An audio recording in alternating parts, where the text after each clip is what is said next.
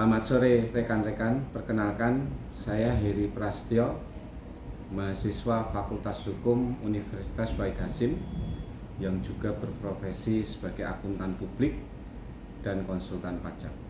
Pada kali ini kita akan mengkaji pandangan sebagian dari masyarakat yang mengatakan bahwa perusahaan atau korporasi itu tidak dapat dijerat KUHP dalam hal tindak pidana. Menurut mereka, KUHP itu hanya mengenal manusia alami. Jadi hanya manusia yang dapat melakukan tindak pidana dan hanya manusia yang dapat dimintai pertanggungjawaban pidana. Hal ini kita lihat sebagai subjek hukum bahwa di dalam KUHP akan selalu ada siapa yang melakukan, siapa yang menyuruh melakukan, siapa yang turut serta melakukan. Nah, bagaimana dengan korporasi? Sebagaimana kita ketahui, korporasi itu dijalankan oleh manusia, yaitu organnya adalah komisaris, direksi, ataupun organ lainnya seperti di bawah direksi.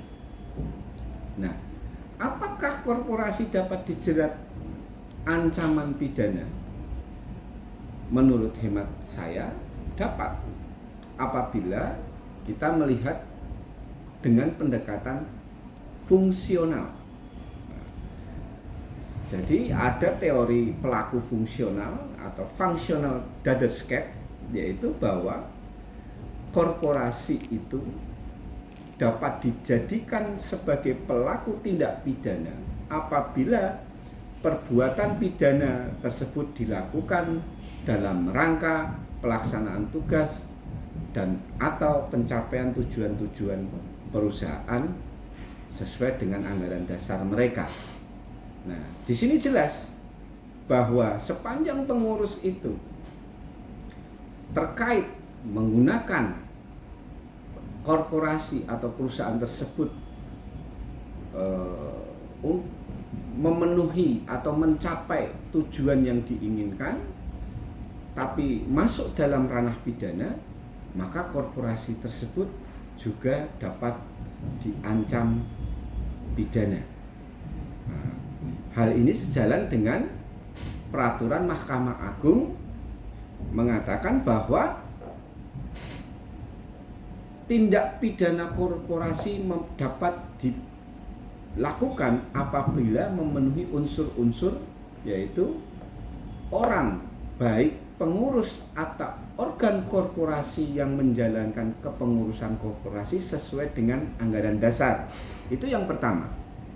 Yang kedua adalah menggunakan sarana prasarana milik korporasi untuk melakukan kejahatan.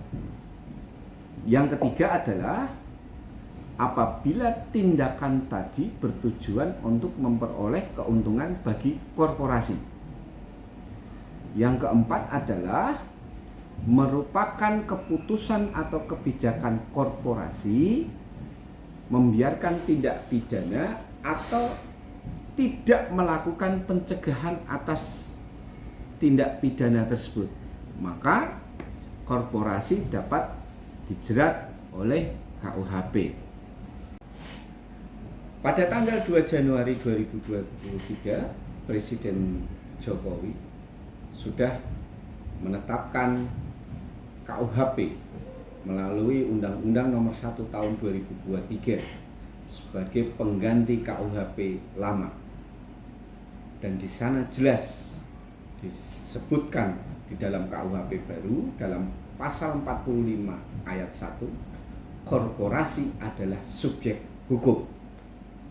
Maka pandangan masyarakat yang dahulu